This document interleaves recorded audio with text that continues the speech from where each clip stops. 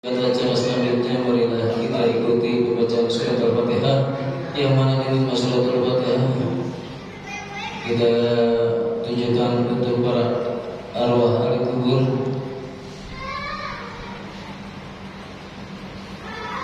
kepada adik anak saudara.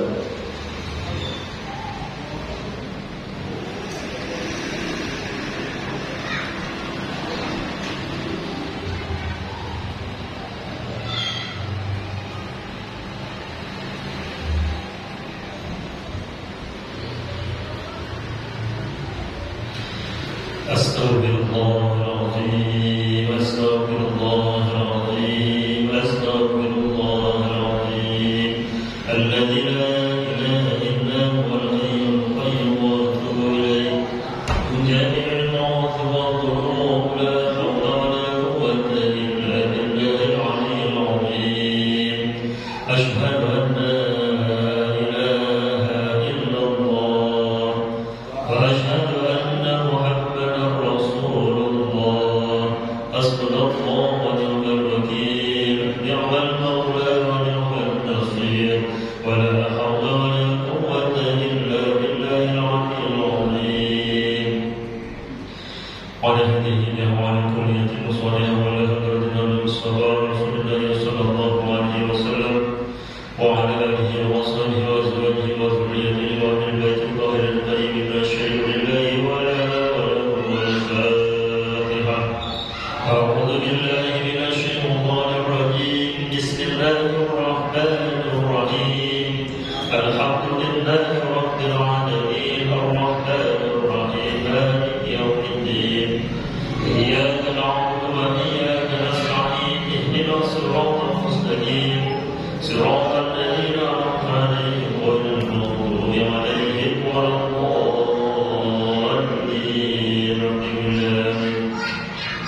ثم إلى أولئك من إخوانهم من الأنبياء والمرسلين والأولياء والشهداء والصالحين والصحابة والتابعين والعلماء والمصلين والملائكة المقربين. شهد لله ولا ولا الفاتحة. أعوذ بالله من الشيطان الرجيم. بسم الله الرحمن الرحيم. الحمد لله رب العالمين الرحمن الرحيم مالك يوم الدين. إياك نعبد وإياك نستعين. اهدنا الصراط المستقيم صراط الذين أنعمت عليهم غير المغضوب عليهم ولا الضالين. رب اغفر لنا آمين. ثم إلى أولئك من أهل القرآن والمصلين والفقهاء والمحدثين والمصلين والفقهاء. ثم إلى أولئك من أولياء الله والملائكة ومشايخ الأرض ومغاربها إلا بأهلها ونفسهم صالح وقال الأولياء العارفين سيدنا الشيخ عبد القادر الجيلاني الشيخ لله ولنا ولكم الفاتحة. أعوذ بالله من الشيطان الرجيم. بسم الله الرحمن الرحيم. الحمد لله رب العالمين الرحمن الرحيم مالك يوم الدين. إياك نعبد وإياك نستعين. اهدنا الصراط المستقيم صراط الذين أنعمت عليهم غير المغضوب عليهم ولا الضالين. آمين. ثم إلى أولئك من أهل القبور فوائد هدايتنا جميعا. ثم الرحيم وجعلنا للجنة ثم هذا يتبع الرسول صلى الله عليه وسلم معه. ثم هذا يتبع الرسول صلى الله عليه وسلم كي هدي مسلم مسلم هدي يونس. ثم هذا يتبع الرسول صلى الله عليه وسلم مسلم هدي يونس. ثم إلى خير الرسول ثم إلى هدي الرسول صلى الله عليه وسلم. ثم إلى خير الرسول صلى الله عليه وسلم. ثم هذا يتبع الرسول صلى الله عليه وسلم. ثم هذا يتبع الرسول صلى الله عليه وسلم مسلم كردين. ثم هذا يتبع الرسول صلى الله عليه وسلم في بابها الولاية. ثم هذا يتبع الرسول صلى الله عليه وسلم موسى. ثم هذا يتبع الرسول صلى الله عليه وسلم في بابها الأمسر. ثم هذا يتبع الرسول صلى الله عليه وسلم. ثم هذا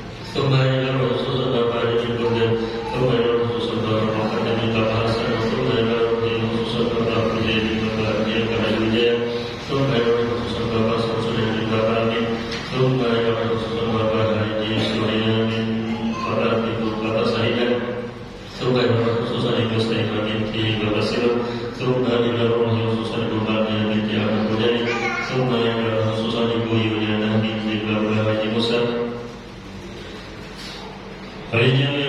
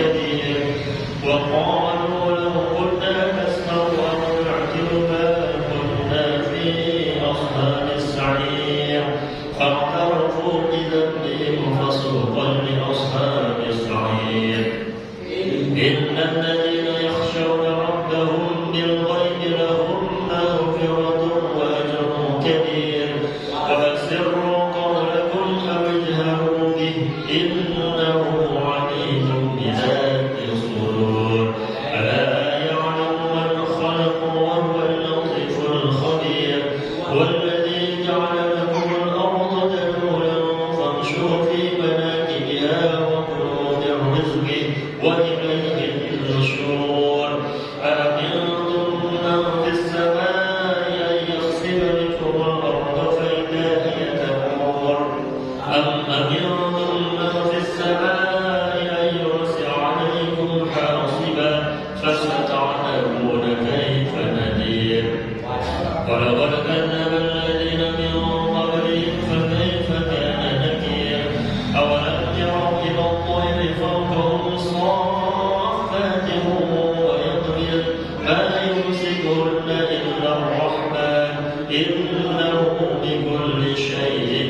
بصير أمن هذا الذي هو جند لكم ينصركم من دون الرحمن إن الكافرون إلا في غرور أمن هذا الذي يرزقكم إن أمسك رزقه بل لجوا في عتو ونفور أفمن يمشي مكبا على وجهه أهدى أمن يمشي سويا على صراط مستقيم قل هو الذي أنشأكم وجعل لكم السمع والأبصار والأفئدة قليلا ما تشكرون قل هو الذي ذرأكم في الأرض وإليه تحشرون ويقولون متى هذا الأمر إن كنتم صادقين قل إنما العلم عند الله وإنما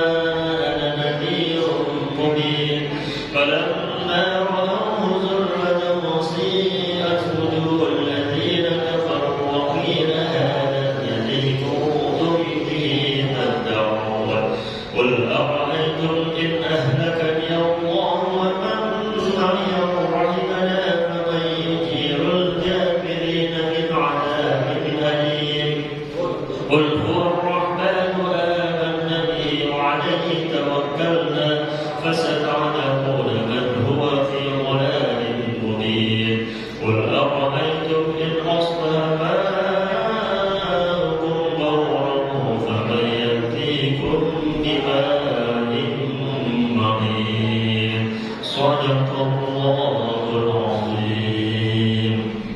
Astagfirullahaladzim. Alhamdulillah. Terima kasih demikianlah pembacaan surat Al-Mulk. Mudah-mudahan huruf demi huruf, ayat demi ayat bisa menambah pahala untuk bekal kita di akhirat nanti. Amin amin ya rabbal alamin. Baiklah, untuk acara selanjutnya marilah kita ikuti pelajaran-pelajaran yang akan disampaikan oleh Bapak Guru kita kepada Bapak Ustaz Muhammad Sofyan Fadli. Waktu dan tempat saya beritahu.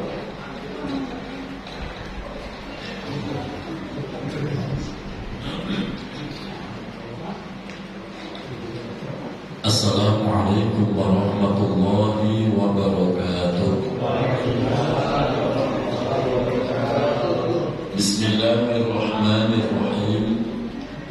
Alhamdulillahi rabbil alamin.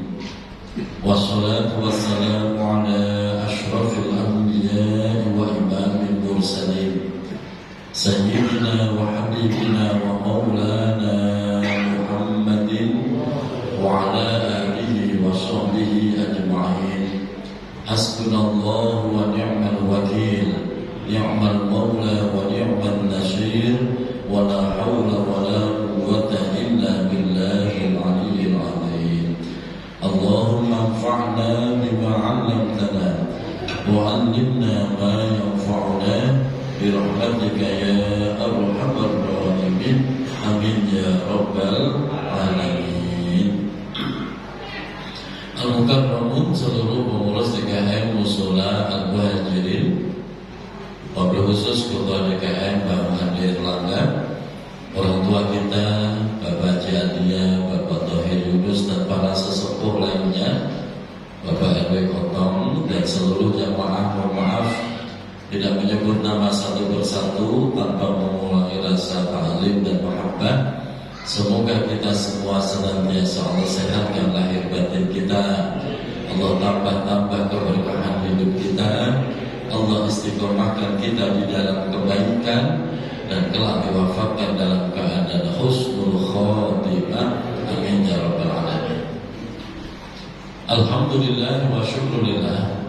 Pada kesempatan malam hari ini Allah ringankan kaki kita, Allah lapangkan hati kita, duduk di salah satu taman surganya Allah, yaitu majelis ilmu, majelis yang dicintai oleh Allah, dicintai oleh Rasulullah, dan dicintai oleh seluruh malaikat-malaikatnya Allah. Orang yang datang duduk ke majelis ilmu membawa dosa, maka dosa-dosanya akan diampuni oleh Allah. Orang yang datang ke majelis ilmu membawa kesedihan, maka nanti dia akan Allah bahagiakan. Orang yang datang ke majelis ilmu membawa masalah, permohonan dan hajat, maka nanti Allah ijabah seluruh hajatnya. Sampai segitu hebatnya kemuliaan majelis ilmu, sehingga Rasulullah banyak diriwayatkan dalam hadis bahwa majelis ilmu majelis yang terbaik, sehingga hukum ngaji itu menjadi wajib minal mahdi ilal lahdi, dari buayan sampai rasul yang lahap mati. Semoga wafatkan kita dalam husnul khotimah. Melanjutkan kajian Mukhtarul Hadis. Nomor 290.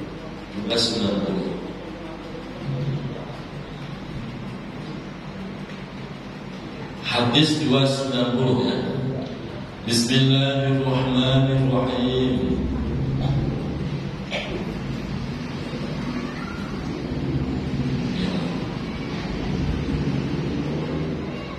Ini kitab saya ada berbeda Pak, penomorannya loncat. Inna Allah Ta'ala yaqulu yawmal qiyamah. Benar itu? Oh, di kitab saya itu 290 ya.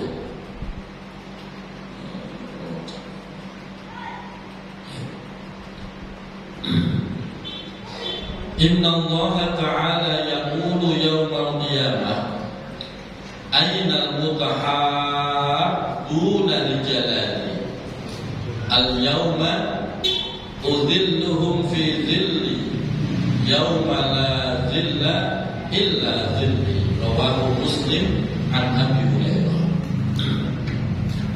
Artinya, Inna Allah Ta'ala, sesungguhnya Allah Subhanahu wa Ta'ala yaqulu, akan berfirman, yaumal qiyamati, besok di hari kiamat.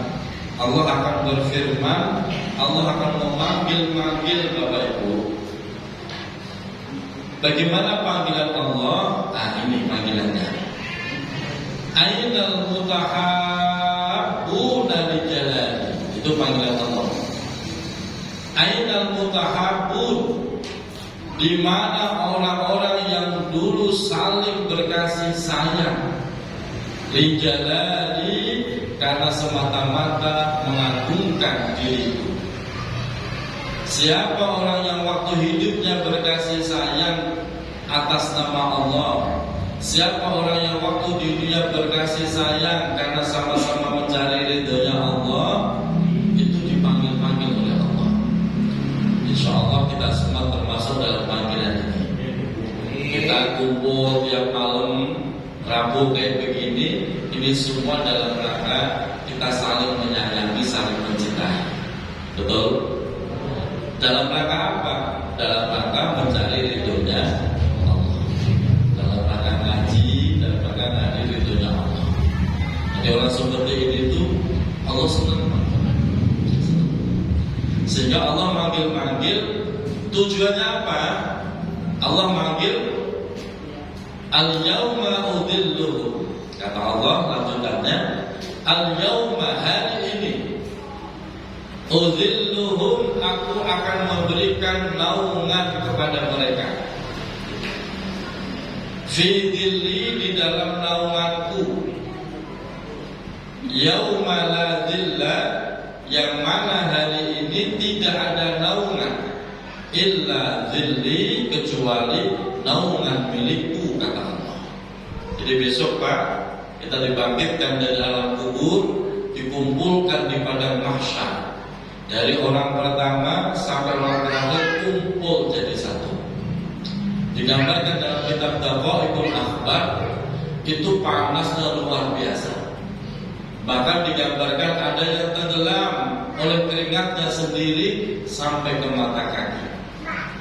Ada yang tenggelam oleh keringatnya sendiri sampai ke pinggang. Ada yang tenggelam sampai ke pundak, sampai ke lehernya. Itu semua saking panasnya, saking tegangnya, saking takutnya. Tergantung amalnya masing-masing. Dan ternyata dari semua sekian banyak orang itu ada yang dipanggil-panggil Allah untuk diberikan naungan, sehingga orang itu akan adem luar biasa, berasa kayak di ruangan AC kayak gini. Bapak mau nggak dipanggil Allah begitu? Nah, kalau mau, teruslah berkasih sayang dengan sesama muslim dalam rangka mengagungkan Allah, dalam rangka mencari ridhonya Allah. Biarin Bapak duduk di sini, asal duduk niatnya ketemu teman, silaturahim, berkasih sayang, itu sudah mendapatkan pahala yang luar biasa. Walaupun datang nyender terus pules, tidak apa-apa. Itu sudah termasuk berkasih sayang. Sebab kalau orang itu nggak bisa berkasih sayang, orang itu nggak akan datang, Pak. Dia lebih nyaman di rumah, berangkat gelap, pulang gelap, sampai rumah udah di rumah, nggak pernah mau tahu tetangga sakit apa sehat, nggak pernah mau tahu tetangganya mati apa masih hidup, bodoh amat. Orang seperti itu, Pak, hanya akan mendapatkan ganjarannya sendiri. Tapi ketika orang itu sosialnya bagus, tak di taklim aktif, di arisan aktif, kondangan aktif, nyawet beda lagi Bapak toh. Beda urusannya itu, aktif. Dia selalu menebar kebaikan, menebar kasih sayang, sehingga siapapun yang duduk bersama dia merasa nyaman, merasa tentram, merasa damai. Orang-orang seperti itu loh, Pak, tadi dipanggil-panggil oleh Allah untuk diberikan naungan. Setelah diberikan naungan, dia ada. Sebab di padang mahsyar itu, Pak, saya kasih gambarannya. Wakilah sebagian riwayat mengatakan kita menunggu di padang mahsyar untuk dihisab. Itu lamanya 40 tahun. 40 tahun, lama apa sebentar? Ya, benar itu, Pak. Jadi prosesnya itu 40 tahun, 40 tahun, 40 tahun, Pak. Ya, pertama, Bapak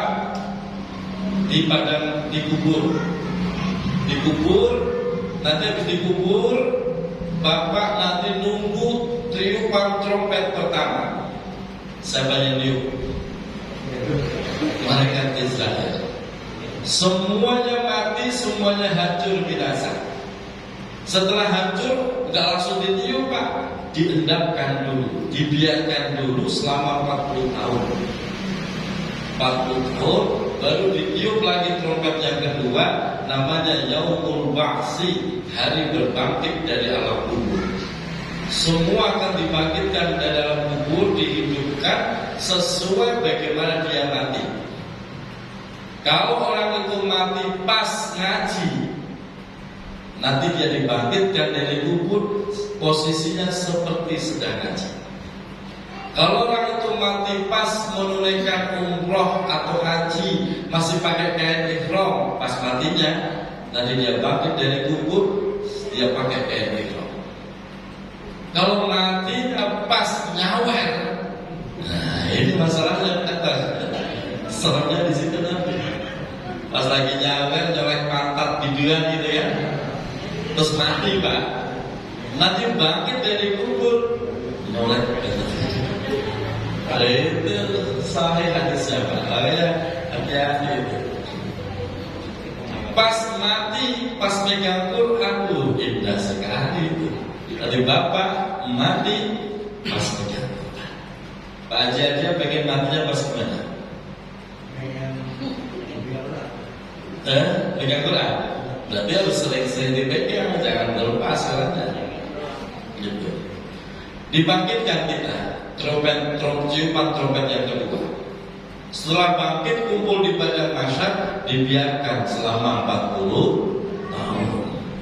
Nah, 40 tahun itu, Pak, lama sekali.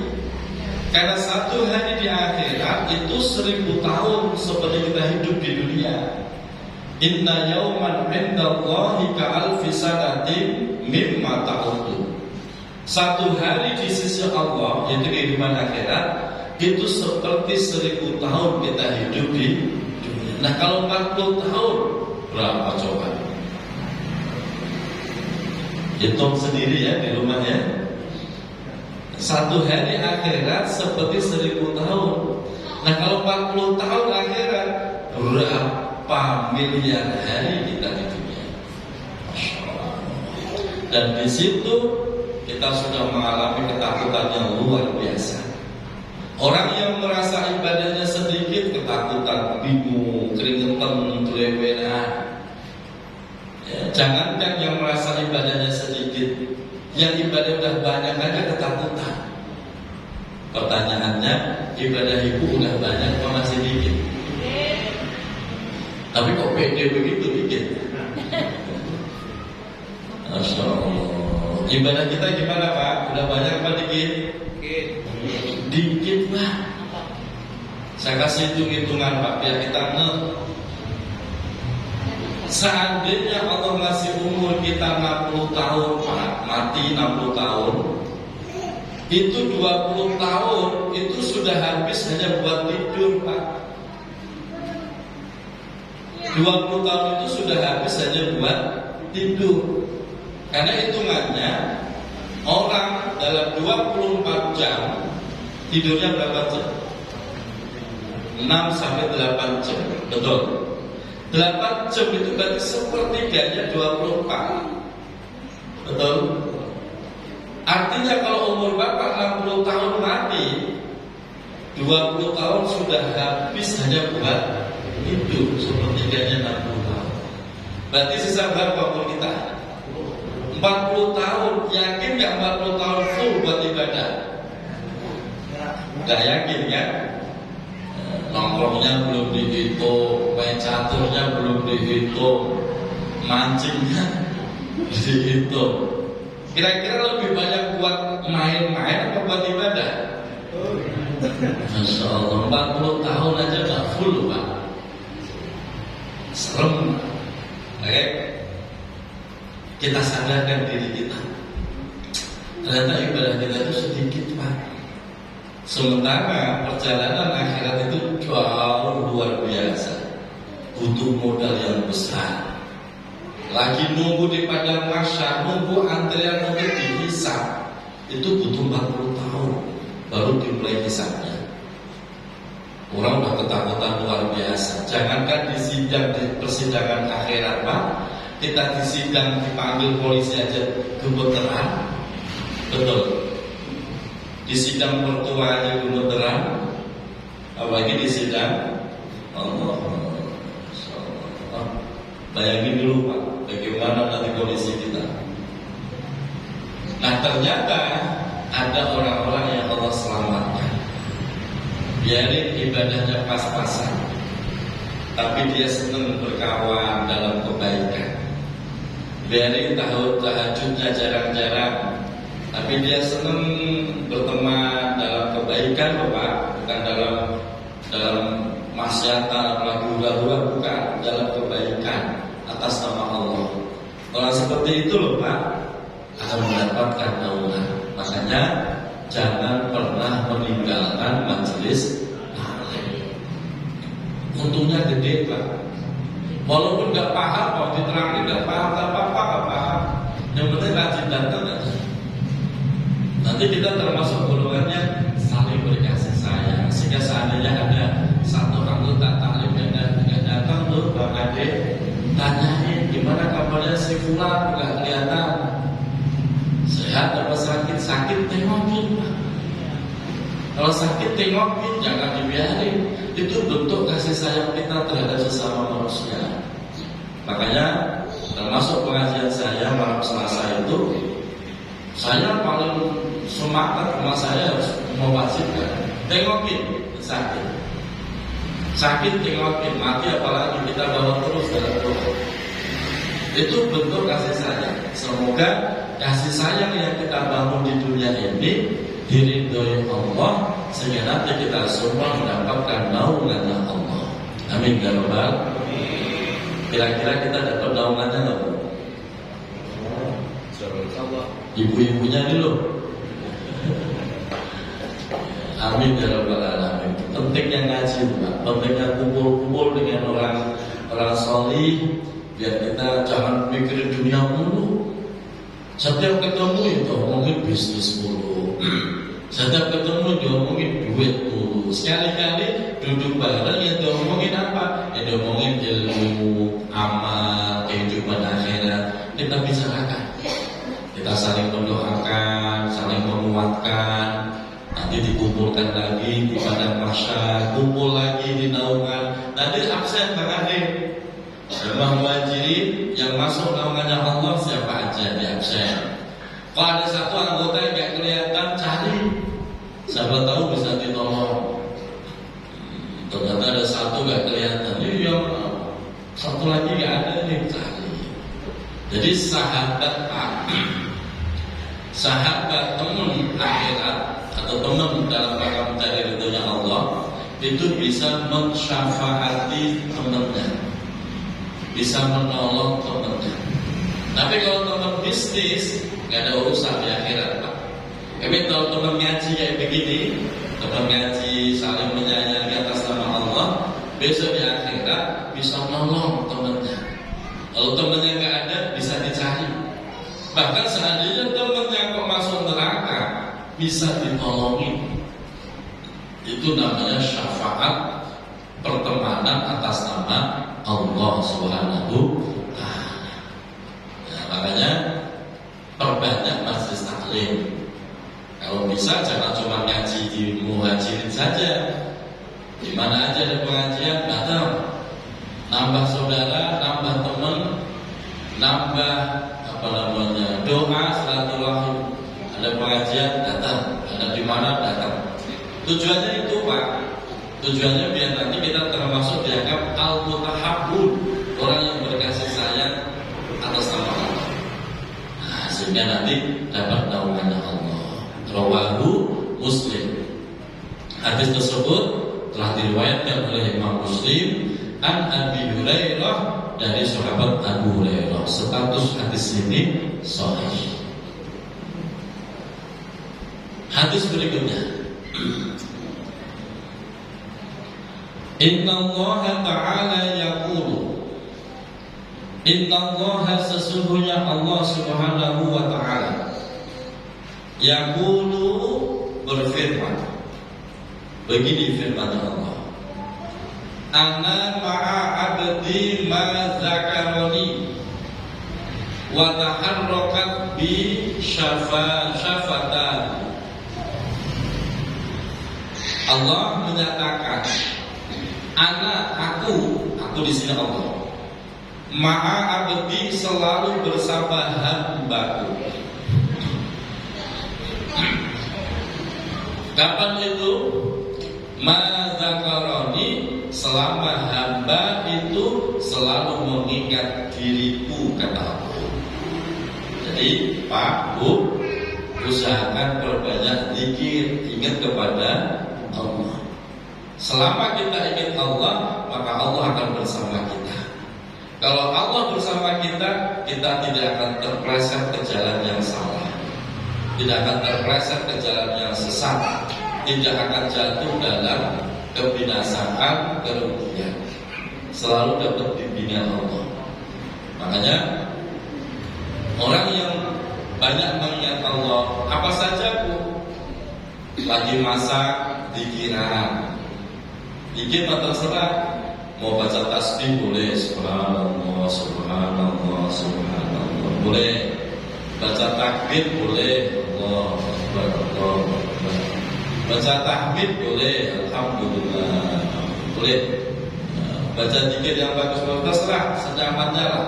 Pokoknya jangan biarkan bibir kita kering tanpa zikir. Basahin dengan zikir. Sambil masak boleh, sambil nyetrika boleh nggak? Sambil masak, nyetrika, bapaknya juga begitu. Mungkin lagi nggak ada kegiatan, daripada ngomong dikit. Jangan pegang handphone dulu, Pak. Jangan pegang handphone dulu. Kalau toh pegang handphone, yang penting-penting saja, yang bermanfaat. perbanyak dikir, maka Allah akan terus bersama kita. Kalau Allah bersama kita, jangan pernah khawatir, beres urusan, beres. Mau ada masalah sebesar apapun beres, lalu Allah bersama kita kok. Ya. Mau punya hajat kebutuhan sebesar apapun beres, Allah bersama kita, pertolongan Allah akan terus bersama kita. Jeleknya kita itu Pak, sering melupakan Allah, sering meninggalkan Allah, itu jeleknya kita. Contoh nih umpamanya, Bapak lagi rajin ibadah, begini lagi rajin ya, selalu ingat Allah. Kadang-kadang diuji oleh Allah. Ujian Allah itu dua macam modelnya Pak. Kadang diuji dengan nikmat, kadang diuji dengan musibah. Bapak udah niat ngaji, nanti malam dibajirin. Sudah sampai di musola, udah duduk cakep, manis. Tiba-tiba telepon bunyi. Pak RW Kota Hanafi, siapa? Saya udah di rumah. Ngapain? Mengasih komisi yang kemarin. Berapa duit? 10 juta. Tetap ngaji apa pulang? Coba itu ujian apa nikmat? Gimana Pak RW? Kalau Pak RW kok tegas, tungguin gua selesai dulu ngajinya. Wah cakep tuh. Ya udah jangan kemana-mana, saya liburin ngajinya.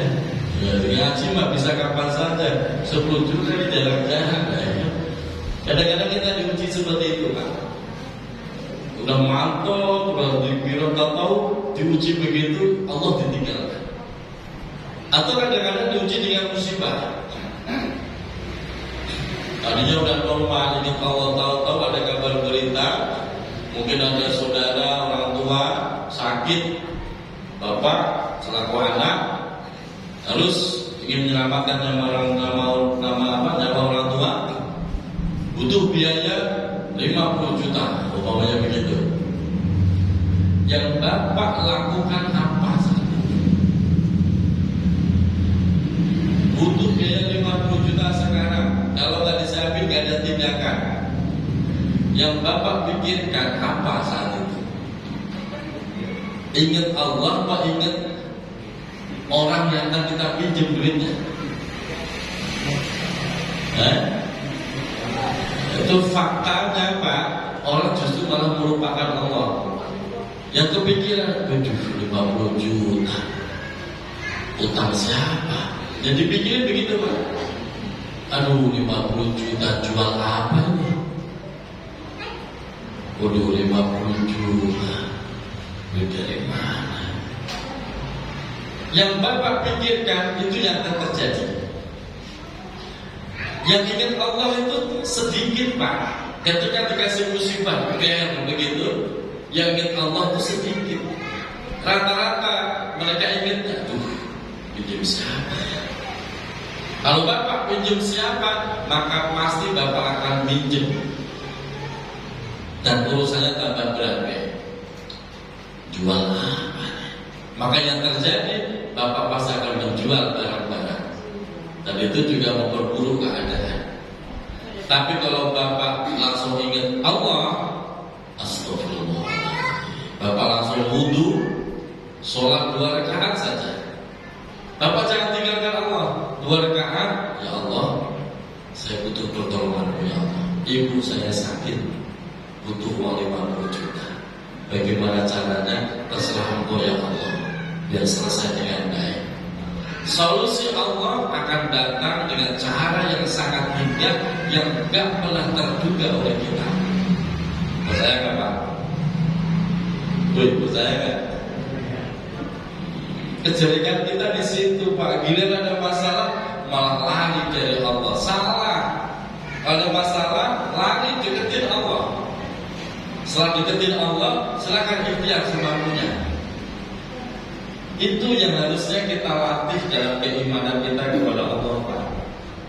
Selama ini kenapa kita ada masalah tambah babak belum nggak selesai-selesai?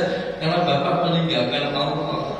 Justru bapak ngandeli, bahwa saya punya tabungan, saya punya saudara yang punya banyak, saya punya relasi koneksi yang bisa diminta tolong. Bapak berdoa, ya selesai urusan. Tapi kalau bapak bersandarnya langsung kepada Allah, selesai dengan cara yang indah. Makanya sering saya sampaikan, karena itu yang saya lakukan. Artinya saya ngomong begini sudah membuktikan. Baik ketika orang tua saya sakit, ketika saya harus bangun rumah, bangun pesantren nggak ada panitianya, nggak ada proposal, tapi dengan pertolongan Allah Pak, selesai Pak. Saya hitung-hitung itu sudah 2 miliar pondok Pak. Kalau itu saya sandarkan dengan jamaah Al-Muhajirin, kira-kira perlu saya jadi apa enggak? Pondasi juga kelar-kelar. Tapi dengan bersandar kepada Allah, Allah atur rezekinya, nggak putus-putus Pak.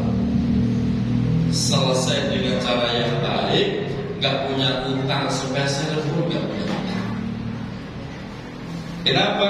Allah Maha Kaya. Yang kita latih itu, kapan kita punya hajat, buru-buru menyandar ke Allah, buru-buru deketin Allah. Jangan ngandelin kekuatan diri sendiri, gak bakal kuat. Jangan ngandelin kepintaran kita, gak bakal bisa. Butuh Pak. Tapi kalau ngandelin Allah, selalu ada solusi. Nah, ini yang dikonsepkan di dalam Al-Quran. Wa may yattaqillaha yaj'al lahu makhraja. Barang siapa yang bertakwa kepada Allah, maka Allah pasti memberikan makhraja. Makhraja itu jalan keluar, solusi yang terbaik. Maka kita latih itu, kita beriman pada Allah itu begitu caranya. Nah, termasuk memperbanyak zikir. Asal kita selalu ingat Allah, maka Allah pun akan selalu ingat kita dan bersama kita.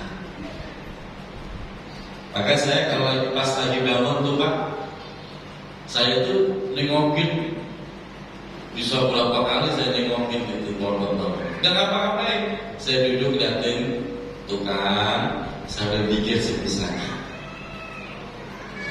Saya konsepnya begitu Pak. Asal kita ingat Allah, maka Allah akan ingat kita bersama kita. Kalau Allah bersama kita, beres urusan. Beres urusan. Makanya itu yang perlu dilatih. Usaha semampunya Pak. Kalau Bapak maksain diri, putus Pak pikiran kita. Urusan yang kelar-kelar. Ya, makanya ini konsepnya. Selama hamba itu ingat kepadaku, maka aku akan bersama dirinya. Yang kedua, wa taharrakat bi syafatahu. Wa taharrakat, dan selama terus bergerak. Harakat itu bergerak-gerak. Bi, mengingat diriku. Apanya yang bergerak-gerak? Syafatahu, kedua bibir hamba itu. Asal Bapak mau umat kami bibirnya, Bapak bisa nggak umat kami? Ngapain? Zikir Pak. Jadi zikir itu dengan lisan, dengan hati. Asal Bapak bibirnya rajin umat kami, pengertiannya mau bergerak, zikir menyebut Allah, Allah Subhanahu. Mau umat kami, maka selama itu Allah terus bersama kita. Allah pasti menolong diri kita. Ini enggak ada waktu kosong, bukannya zikir, buka handphone. Yang ditonton kadang-kadang cuma lucu-lucuan doang. Atau kadang-kadang baca WhatsApp yang sudah usang seminggu lalu dibaca ulang buat apaan? Main game. Ada yang hobi main game? Dan zikir. Begitu Pak. Saya itu lagi mikir. Ini lagi mikir sama Allah. Ya Allah, santri yang dikasih nama sudah ada 15. Yang putra ada 9, yang putri ada 6. Kalau yang putra aman lah, artinya lokasi sudah tersiapkan. Yang putri Pak, yang putri ada sementara di atasnya ada 3 kamar, kamar mandinya ada 2, cuma toilet 1. Kadang-kadang suka ngeluh ngantri toilet. Selagi pikir semoga bisa ada perluasan, bangun kamar lagi, toilet lagi. Tetangga nempel rumah saya tuh sebelah barat nawarin, Pak Ustadz mau beli rumah saya nggak? Begitu. Dipikirnya saya banyak duit gitu bayar. Saya terus pikir, saya pikir bukan PRG Kotong, enggak. Saya terus pikir, ya Allah, ini kesempatan baik ya Allah. Kalau dibeli orang sayang, beli kita buat perluasan asrama putri. Saya sebelum ngomong ke orang, saya ngomong ke Allah. Saya diskusi dengan Allah. Entah gimana caranya, biar Allah yang ngatur. Nah, kepada Bapak Ibu saya hanya minta doain biar kebeli. Amin ya Rabbal. Butuh sumbangan nggak? Ya, nanti aja bebe. Itu Pak, Masya Allah. Lagi kentek ada yang nawarin, cuma duitnya belum ketemu. Tapi saya masalah percaya diri Pak. Kenapa? Allah Maha Hebat, Allah Maha Kaya. Nah, itu hadis kedua yang kita bahas, zikir. Yang ketiga Pak, barokahnya zikir, di samping ditemani Allah, ditolong Allah, barokahnya zikir Pak. Nanti saat sakaratul maut Allah kasih mudah. Allah kasih mudah. Orang kalau jalan zikir Pak, matinya susah. Dibimbing gak bisa-bisa, malah ngamuk. Ada gak orang dibimbing ngamuk? Lagi sakit nih, nyebut istighfar, ngamuk orangnya malah. Ada? Ada. Bukannya terima kasih dibimbing malah ngamuk. Kenapa? Biasanya orang begitu jarang zikir.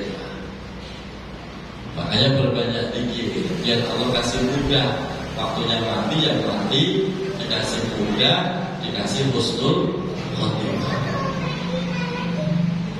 Zikir itu Pak, kalau bahasa Al-Quran adalah kasyajaratin thayyibatin asluha fis samai, asluha fis samai wa farruha. Jadi zikir itu digambarkan oleh Allah seperti sebuah tanaman pohon yang besar, yang kokoh, akarnya menancap ke bumi, sementara dahan rantingnya menjulang ke langit. Digambarkan seperti itu Pak. Orang yang ahli zikir, dia pasti kokoh, kokoh imannya, kokoh pendiriannya, gak pelin-pelan, gak gampang goyah, gak gampang terpengaruh, gak gampang sedih. Itu hebatnya orang yang ahli zikir. Makanya kok orang saya udah sering zikir Ustaz, tapi kok galau mulu, itu berarti zikirnya belum masuk. Zikirnya belum masuk. Maka zikir itu harus lahir batin. Hatinya zikir, mulutnya zikir. Kadang-kadang mulut mah zikir tapi dia nonton TV. Masuk gak zikirnya? Gak masuk Pak. Nah, jadi zikirnya bareng. Makanya di dalam dunia tarekat Pak, itu diajarin cara zikir. Saya ajarin sedikit, gak boleh banyak. Kalau banyak harus banyak dulu. Bapak kalau zikir itu ada 2 macam. Zikir sirri, zikir dengan hati. Mulutnya diam, hatinya punya zikir. Itu caranya. Ketika zikir sirri, giginya geget. Tahu geget Pak? Geget ya. Giginya geget.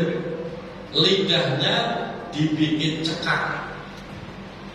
Tarik ke dalam lidahnya. Coba Bapak minggem, geget lidahnya ke dalam ini. Seperti lidahnya orang mati. Bapak udah pernah melihat belum lidahnya orang mati? Ini daerah mata itu langsung mengkeret Pak, langsung cekak. Tadi yang panjang langsung mengkeret cekak. Begitu. Kalau sudah mulai dikit, hatinya itu cepat masuk Pak.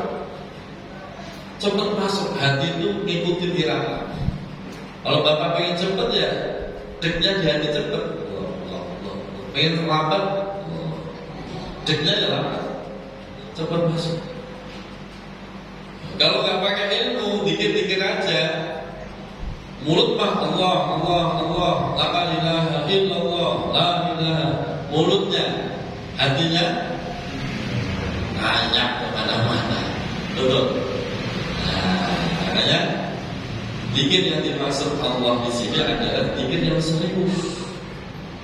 serius lahir batin, sehingga benar-benar Allah akan membersamai kita, menolong kita, membimbing kita, sehingga kita akan mendapatkan bahagia dunia, bahagia akhirat. Pengen nggak seperti itu Bu? Dikir, banyakin dikir. Kalimatnya terserah ibu mau apakah yang dipikirin. Yang penting jangan kayak orang Solo, disuruh banyakin dikir malah dia ngomongnya dikir. Itu namanya salah paham.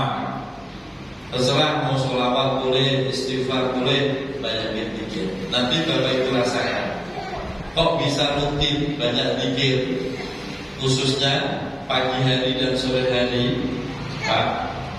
Nanti Bapak rasakan kehidupan Bapak setelah 40 hari non-stop ya. Kalau mau pagi sore, jangan sampai putus ya, nanti selama 40 hari Bapak Ibu rasakan kehidupan Bapak Ibu, suasana hati nanti rasakan. Nanti ada ketenangan yang luar biasa. Pegang duit nggak ngaruh. Kalau ada orang kok hatinya seneng kalau pegang duit, itu mah bukan karena datangnya dari Allah kesenangan itu, cuma dari duit doang. Begitu duitnya habis, udah puyeng keliling 7 keliling nggak selesai. Tapi kalau ketenangan hati, kesenangan hati datangnya dari zikir Pak, pegang duit mah tetap tenang, hatinya tenang. Karena dari Allah ketenangannya itu, sehingga itulah yang disebut kebahagiaan. Nah, kayak begini, Ibu merasa tenang nggak Bu? Woi, tenang nggak Bu? Jangan ke orang Solo. Tenang itu kalau pegang duit, semua kok diukur duit ya. Jadi semua jangan diukur duit. Nah ini yang perlu kita latih. Semoga kita semua dikuatkan iman Islam kita, mati husnul khotimah. Cukup ya, jam 9, ada 1 jam Pak. Sebelum ditutup, silakan kalau ada yang mau ditanyakan, masih ada waktu 5 menit. Monggo.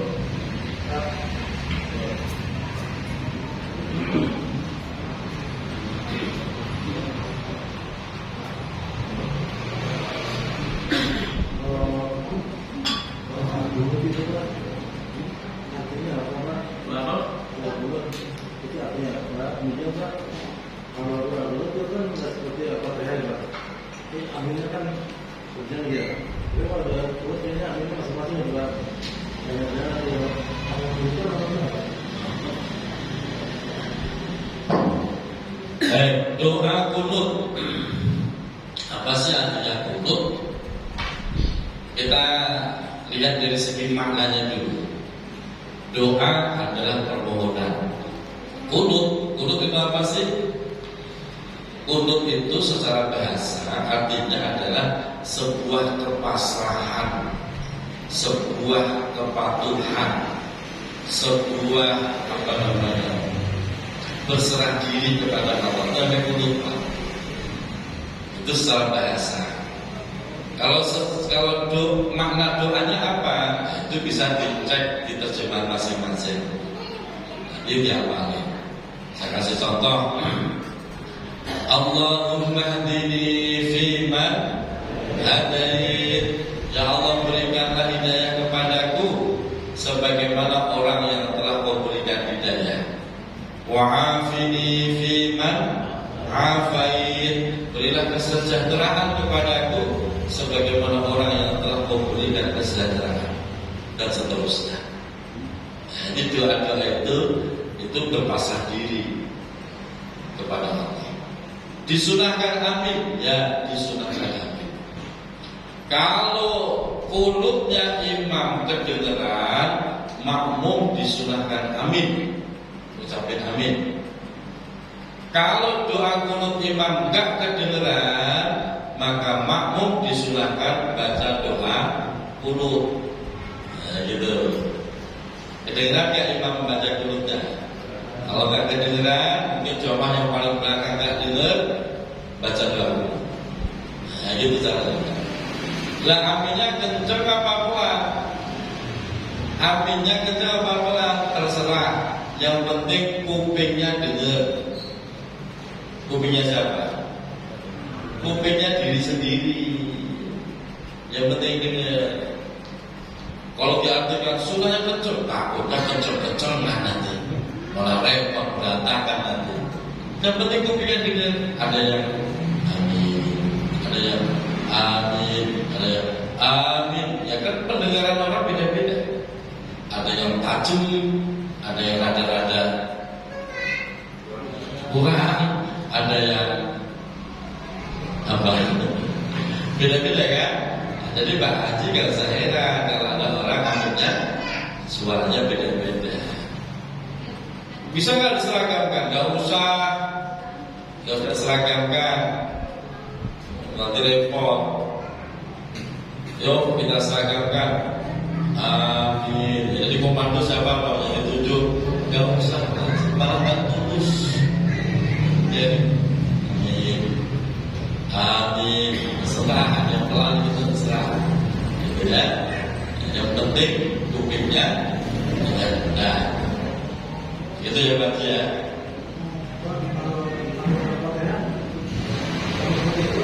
Sama. Amin al-Fatihah itu disunahkan bagi makmum kalau bacaan Fatihah imamnya kedengeran. Kalau Fatihah imam kedengeran, makmum nggak disunahkan baca amin. Walaupun surat jahar, ada yang bisa suruh kan surat jahar, imam suaranya kecil banget nggak kedengeran, yang berarti nggak disunahkan amin, nggak kedengeran. Apalagi surat sir, zuhur, asar, surat sir, makmum mah yang nggak disunahkan nggak kedengeran, kapan aminnya? Nah, gitu bahasanya. Termasuk doa di luar sholat sama Pak. Doa di luar sholat seperti di majelis taklim kayak gini doa. Yang pimpin doa suaranya nggak kedengeran, Bapak nggak disunahkan amin, nggak dengar kok. Makanya kalau sudah jadi pemimpin, entah imam atau pemimpin doa, yang kencang suaranya, biar seluruh jamaah dengar bisa mengaminkan. Jadi bijaksananya begitu. Ditunjuk jadi pimpin doa malah pelan. Padahal malah ada yang nggak jelas, udah pelan nggak jelas, ada ada yang mau diaminin yang mana? Ya kalau pas lomongan benar, kalau salah. Dan saya pernah nyimak doa itu salah loh Pak. Redaksinya begini. Allahumma arinal haqqa haqqan warzuqna ittinabah. Kebalik. Wa arinal batila batilan warzuqna ittiba'ah. Itu kok begini? Kebalik. Harusnya Allahumma rabbana arinal haqqa haqqan warzuqna ittiba'ah. Dia bacanya warzuqna ittinabah. Serem doa itu kalau kebalik Pak. Artinya begini. Ya Allah, tunjukkan kepadaku yang hak adalah hak, warzuqna ittiba'ah, dan berikan kemampuan kepadaku ittiba'ah untuk mengikuti yang hak tersebut. Yang benar begitu Pak. Dan dia kembali warzuqna ittinabah, berikanlah kekuatan kepadaku untuk menjauhi kebenaran itu. Terus kita amin gitu Pak. Maka sesat semua jadinya. Betul. Kalau doanya nggak jelas, nggak usah diaminin. Belibet malah. Bukannya ke surga malah miring ke. Begitu. Makanya kalau disuruh pimpin doa, nggak usah biar kelihatan cakep doanya, pakai kalimat-kalimat yang rumit, nggak usah, malah belibet. Yang standar-standar aja lah. Bapak juga paham artinya gitu loh. Rabbana atina fid dunya wa fil akhirati wa qina. Paham kan artinya? Udah itu aja cukup. Gitu aja. Padahal doa itu belibet. Ya muhawwilal ahwal, hawwil ahwal. Belibet itu Pak kalau nggak paham. Hawwil hawal apaan ini? Gak usah kalau nggak paham. Yang gampang-gampang saja. Terus bahasa Indonesia lebih baik. Kalau mau Bapak lebih paham bahasa Indonesia. Ya Bapak jangan gengsi. Kok bahasa Indonesia sih gak bahasa Arab? Gak ada perintah doa pakai bahasa Arab, gak ada. Pak, perintah doa pakai bahasa Arab itu tidak ada. Doa itu perintahnya, doalah kamu, mintalah kamu. Dengan apa? Dengan bahasa kamu. Bahasa Arab boleh kalau kamu paham. Begitu loh Pak, perintahnya. Daripada Bapak memaksain bahasa Arab tapi tidak paham, kata malaikat, lo minta apaan? Wah jangan paham. Kita malaikat gitu Pak. Ini bahasa Indonesia. Begitu. Bapak doa bahasa Indonesia paham, doanya lebih khusyuk biasanya karena paham. Ya Allah, ampuni segala dosa-dosaku ya Allah. Ampuni seluruh tetangga-tetanggaku ya Allah. Kecuali dia jangan ya Allah. Doa kok penuh dendam begitu. Itu juga akan diterima doa begitu Pak. Itu ya Pak Haji ya. Apalagi? Nah cukup. Gimana Pak? Sebetulnya kita kan Islam yang lain kita berkata dan kecil. Kadang-kadang kita yang dari Islam tidak menjalani Islam kita yang sebenarnya. Jadi sebagai Islam itu dalam surah Al-Maidah ayat 3, al-yawma akmaltu lakum dinakum wa atmamtu alaikum ni'mati wa raditu lakumul Islam nabiyya. Islam itu sebenarnya datang dari Allah. Namun kita siap-siap banget itu Nabi kepada orang-orang sholat siapa lagi kadang mau itu gimana? Ya baik. Islam dari kecil tapi tidak menjalankan syariat Islam, tidak mau sholat. Ya Bapak tanyakan apanya? Status keislamannya. Begini Bapak Ibu, orang itu muslim tapi belum mau sholat, bagaimana status keislamannya? Kalau dia nggak sholat karena dasarnya males, ya masih Islam Pak. Tapi kalau dia nggak sholat karena dasarnya menganggap sholat itu nggak wajib, maka dia langsung murtad jadi orang kafir. Begitu cara memahaminya. Bapak pernah nggak sholat? Pernah kan? Dasarnya apa? Kalau dasarnya malas, Bapak masih aman, seharusnya masih Islam. Atau mungkin dasarnya kesiangan, ya, itu masih Islam. Tapi kalau dasarnya menganggap sholat gak wajib, langsung murtad. Nah gitu loh. Itu Pak ya. Terus sikap kita gimana? Kita husnudzon saja. Husnudzon. Mungkin dia memang masih malas. Kita doain semoga rajin sholatnya. Nah, kita jawab.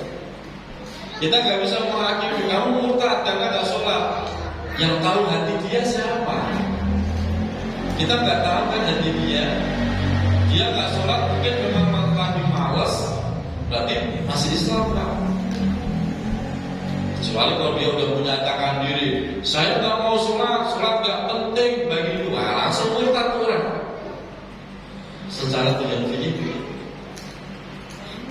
Jadi kalau ada yang nggak mau sholat Pak, datangin, bagi beras, bagi minyak goreng, bagi daging.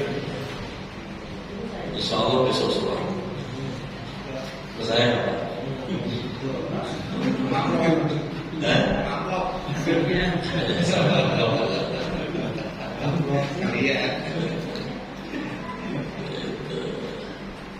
Sudah Pak ya?